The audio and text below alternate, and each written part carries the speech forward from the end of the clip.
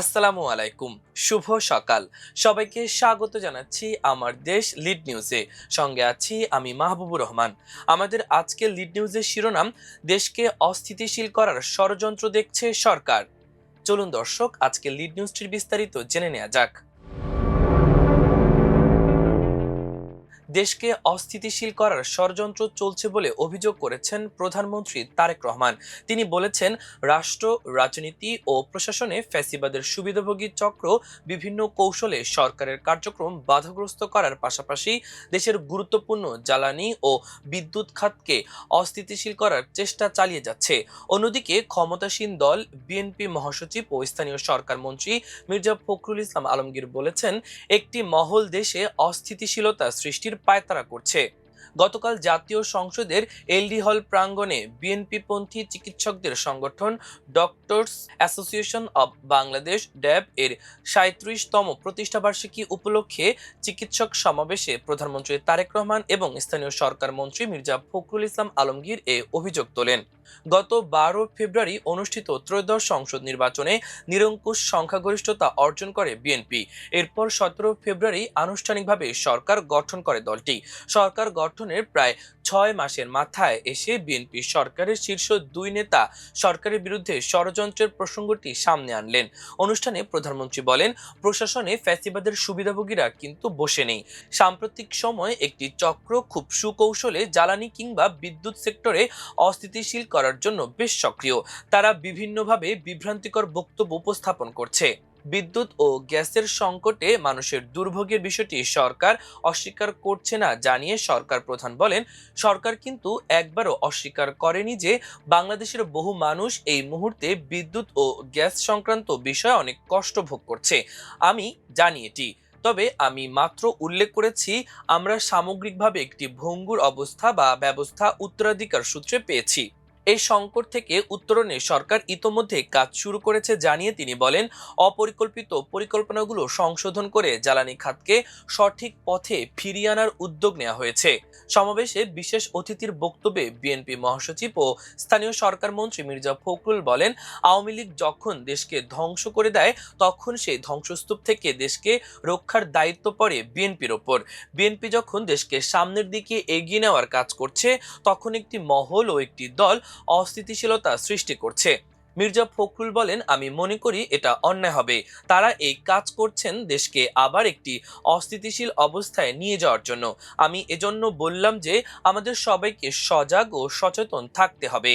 তিনি বলেন, আমরা অতীতে দেখেছি যখন দেশ উপরে উঠতে থাকে তখনই একটি মহল জাতীয় আন্তর্জাতিক চক্রান্তের মধ্য দিয়ে আবার সেটাকে পেছনের দিকে নেয়। অবশ্য প্রধানমন্ত্রী তার বক্তব্যে ফ্যাসিবাদের কথা উল্লেখ করলেও মির্জা ফখরুল ইসলাম স্পষ্ট করে সেটা বলেননি।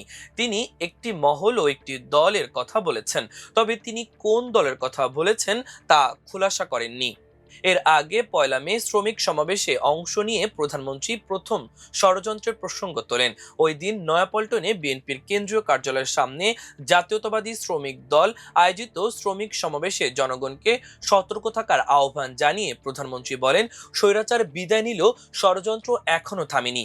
যারা চায় না বাংলাদেশ মাথা উঁচু করে দাঁড়াক, তারা নানাভাবে বিশৃঙ্খলা সৃষ্টির চেষ্টা করছে। একটি গোষ্ঠী বাংলাদেশ নিয়ে বিশ্ব দরবারে ষড়যন্ত্র করছে। তিনি বলেন, চোখ কান খোলা রাখতে হবে। স্বৈরাচারকে যেভাবে জবাব দেওয়া হয়েছে একইভাবে ষড়যন্ত্রকারীদের প্রতিহত করতে হবে, সতর্ক থাকতে হবে।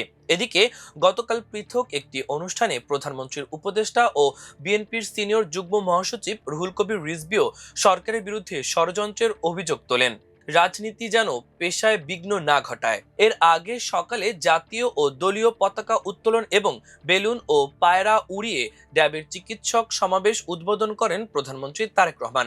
পরে প্রধানমন্ত্রী ও তার সহধর্মিণী ডাক্তার জুবাইদা রহমান জাতীয় সংসদ ভবনের এলডি হল প্রাঙ্গণে নিম ও অর্জুন গাছের চারা রোপণ করেন। চিকিৎসকদের রাজনৈতিক সম্পৃক্ততার কারণে যেন পেশাগত দায়িত্ব পালনে কোনো বিঘ্ন না ঘটে সে বিষয়ে ড্যাব সদস্যদের সতর্ক থাকার আহ্বান আহ্বান জানান প্রধানমন্ত্রী বলেন, গণতান্ত্রিক রাষ্ট্রে যেহেতু রাজনৈতিক সিদ্ধান্ত প্রায় সব কাজকে প্রভাবিত করে, তাই শিক্ষার্থী, শিক্ষক কিংবা পেশাজীবী সবাই যার যার মতাদর্শ অনুসারে রাজনৈতিকভাবে সুসংগঠিত থাকবেন বা সচেতন থাকবেন। এটা অযৌক্তিক কোনো বিষয় নয়। তবে রাজনৈতিক সম্পৃক্ততা যেন নিজেদের পেশাগত দায়িত্ব পালনে বিঘ্ন না ঘটায় বা বিঘ্ন ঘটার কারণ না হয়, সেটি হচ্ছে মোস্ট ইম্পর্টেন্ট। উপজেলা স্বাস্থ্য কমপ্লেক্সগুলো 100 শয্যায় উন্নীতকরণ এবং হেলথ কার্ড চালুর পরিকল্পনার কথা তুলে ধরে প্রধানমন্ত্রী বলেন, শুধু অবকাঠামোগত উন্নয়ন করলেই স্বাস্থ্য খাতে কাঙ্ক্ষিত সফলতা আসবে না। চিকিৎসকদের সেবার মানসিকতা নিয়ে দায়িত্ব পালন করতে হবে। তিনি বলেন, আমি দৃঢ়ভাবে বিশ্বাস করি, চিকিৎসকরা যদি সেবার মানসিকতা নিয়ে নিজেদের নিবেদিত না রাখেন, তাহলে এই অবকাঠামোগত উন্নয়ন দিয়ে কিন্তু আমাদের সফলতা আসবে না। চিকিৎসকদের দায়িত্ব পালনের ক্ষেত্রে বিভিন্ন সীমাবদ্ধতার বিষয়টি স্বীকার করে প্রধানমন্ত্রী বলেন, কিছু ক্ষেত্রে অনিচ্ছাকৃত অবহেলা বা দায়িত্ব পালনে শিথিলতা সরকারের সামগ্রিক কার্যক্রমকে প্রশ্নবিদ্ধ করে এবং চিকিৎসক ও চিকিৎসা ব্যবস্থা সম্পর্কে জনমনে অনাস্থা তৈরি হয়।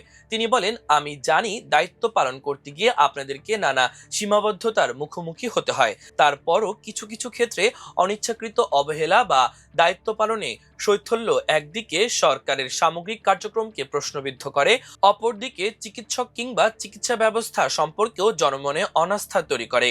এক্ষেত্রে দেশের মানুষ চিকিৎসকদের কাছ থেকে আরো দায়িত্বশীল এবং মানবিক ভূমিকা প্রত্যাশা করে। ড্যাব সদস্যদের উদ্দেশ্যে প্রধানমন্ত্রী বলেন, আসুন আমরা সবাই মিলে এমন একটি চিকিৎসা বান্ধব বাংলাদেশ গড়ে তুলি, যেখানে দেশের প্রতিটি মানুষ স্বাস্থ্যসম্মত স্বাস্থ্যসেবা পাবে এবং উন্নত চিকিৎসার জন্য বিদেশমুখী হবে না, ইনশাল্লাহ।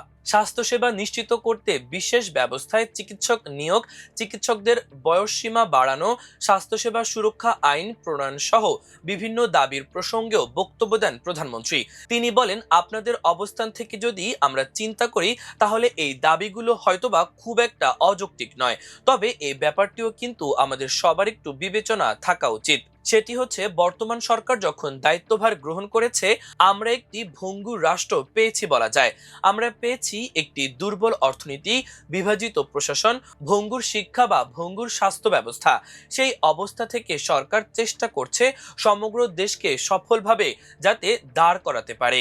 সরকারের পাশাপাশি দেশের সব চিকিৎসককে স্বাস্থ্য খাতের উন্নয়নে এগিয়ে আসার আহ্বান জানিয়ে তারেক রহমান বলেন, তবে অবশ্যই এখানে শুধু সরকার নয়, সরকারের পাশাপাশি সরকারের সঙ্গে সমগ্র বাংলাদেশে আপনারা যারা চিকিৎসক আছেন, সেটি উপজেলা পর্যায়ে হোক, জেলা পর্যায়ে হোক না কেন, সব চিকিৎসককে, সরকারি বেসরকারি চিকিৎসকদের এগিয়ে আসতে হবে।